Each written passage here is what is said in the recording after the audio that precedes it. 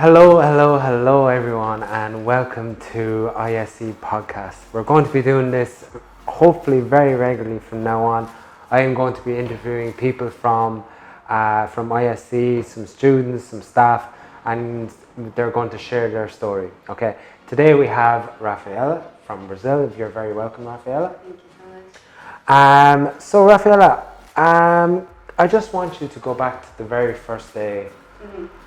If you can, very first day where you thought, Ireland, maybe that's a good idea. I want you to tell me about that process and then coming here.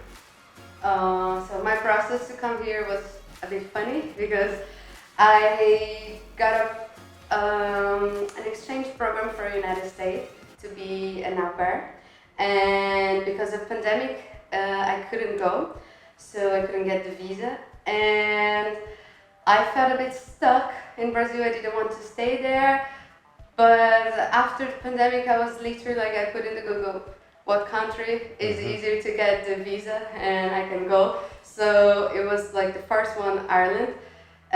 So I started to search about it and trying to understand how works the visa thing and everything. So I have a friend in here and I started to ask him a few questions. And then I decided, okay, it could be nice. So yeah, I decided it's Ireland. Ireland is the place, yeah. Perfect. And so you said that you were feeling a little bit stuck in Brazil. In what way? Yes. I don't know. I felt, for example, in my job, it wasn't enough. I always had a dream to being abroad. So I think since my 15s, 14s, I used to say like, I'm going to live in another country. And I started studying English like with 14 years old also, but it wasn't the same. So the school in there is very different.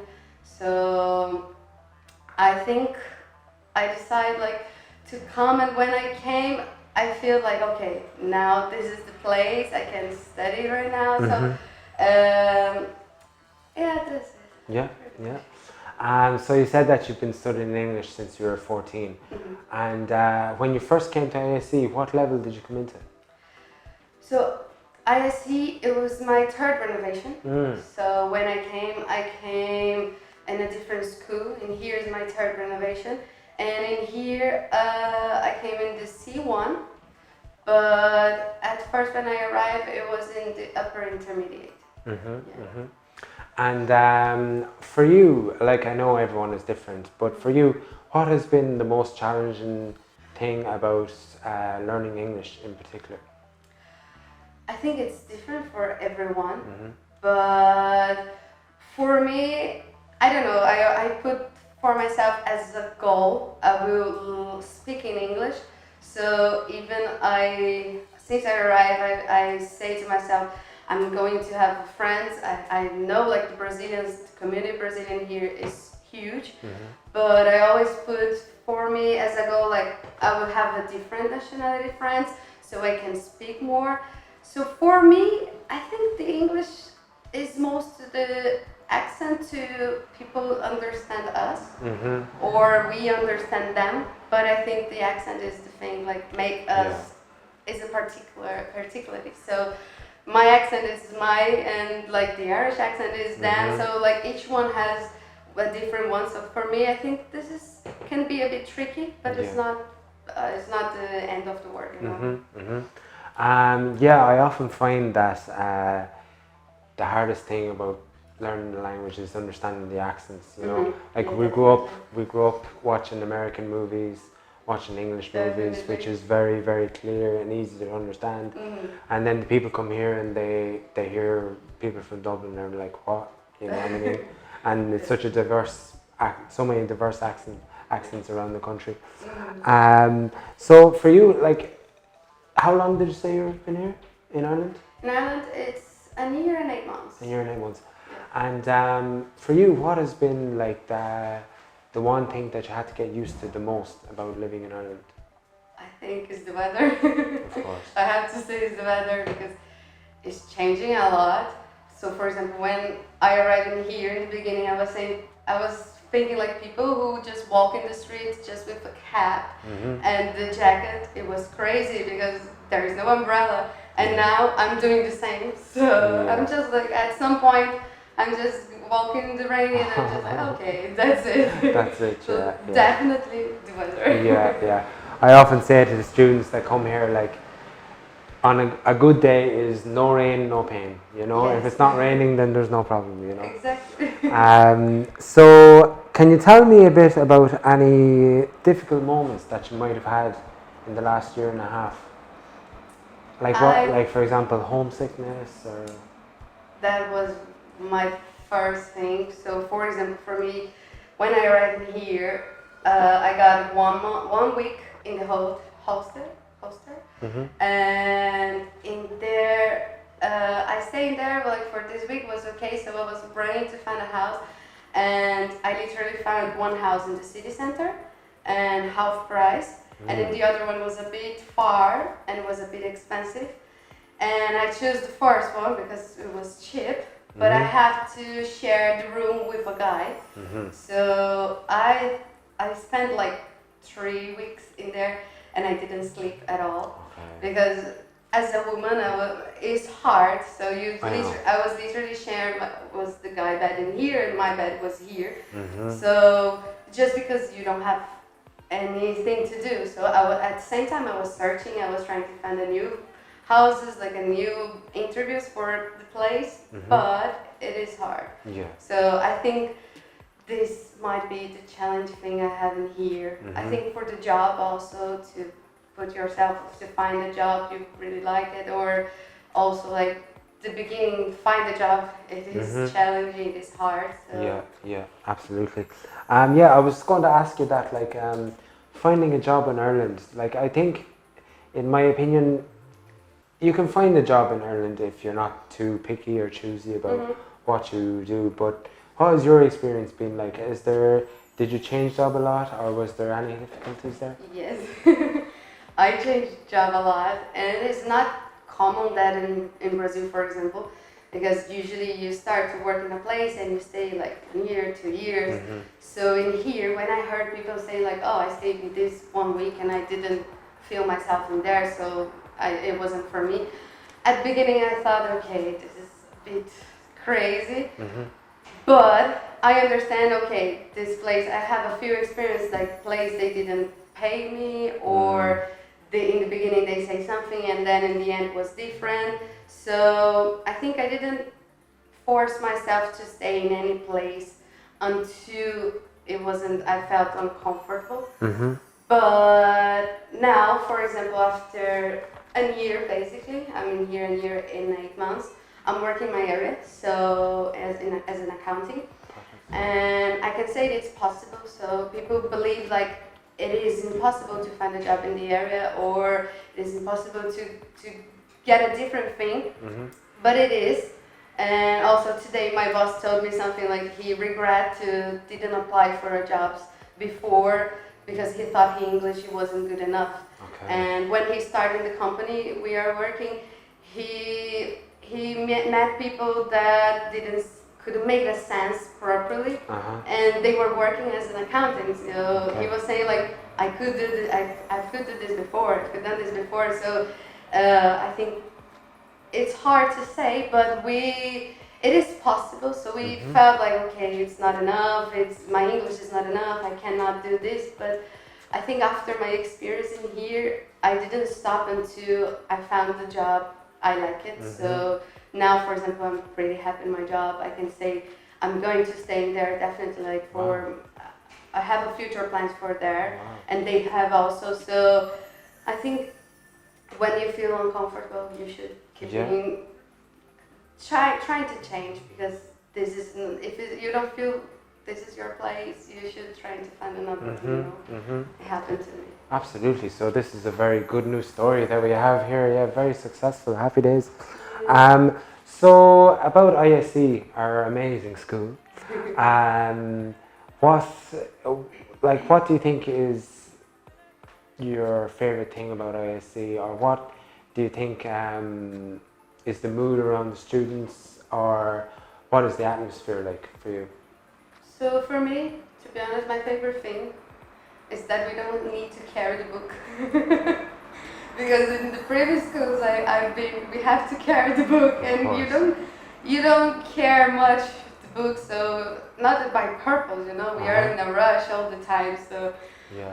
But as I can see people arriving now and in the school now, I think the school has support, a great support about different things. So for example, I have people in my class, they arrive now and they find the houses because they started a group in here, they joined a group in here, and they found the houses with the help of the school. And for example, the job also, I think, I'm not so sure about it, but I saw a few flyers about an app. You can find a job in here, so the school, it helps that. And I also know they have a group as well, like they are putting, okay, we need some waitress for today, and people just say like, so I know a few people in my class, they got a job, they got a house with the help of the school, so it's really nice. I think the atmosphere, it's super important. The school is the first thing for us when we arrive, so it's the main thing actually, because it's in the school you're gonna meet people, your friends, you're gonna find a job, you're gonna also learn, but you're gonna have your even like family in here. Is people you usually meet in the school also. I have a few friends, good friends, so I met in the school, and I still have from the first school, for example.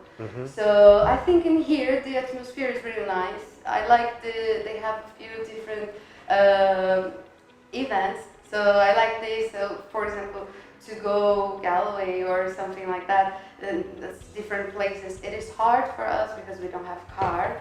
And I saw in here they have like a different trips. So it's super accessible to pay and everything. So I think it's really nice. There's probably many things that you can say to people who are thinking about coming to Ireland from Brazil or from abroad or from a different continent. But what do you think is the most valuable piece of advice you could give to someone? So I think the first thing is search. So we have to search. You have to search everything about here, what the schools, how it works the visa, how long you might wait for that, and how it works, the school, the levels and everything. And also, I think the main thing is don't be afraid to speak in English, or don't be afraid to make mistakes, because English for people abroad is not our mother tongue. So I believe that making mistakes is gonna make we grow and you learn also. So most of the people, they are afraid to apply for jobs or doing interviews or even speaking with in the class, read some text, you know, just because they are afraid, but you shouldn't be. Or even, for example, most of people, we are afraid to speak in front of our community, like Brazilians to Brazilian, because we are afraid the other person is going to judge. But we are all in here to learn. We are all in here to make mistakes, and I believe people in here, especially the Irish, they are super, super comprehensive. They understand you are learning, and they are super patient with us, with that. So they are patient to you, like, okay, they are helping you to speak, you know. It's So it sounds like you had a good experience so far in Dublin for the last year and a bit. But do you have any regrets or something that you wish you'd done differently, or?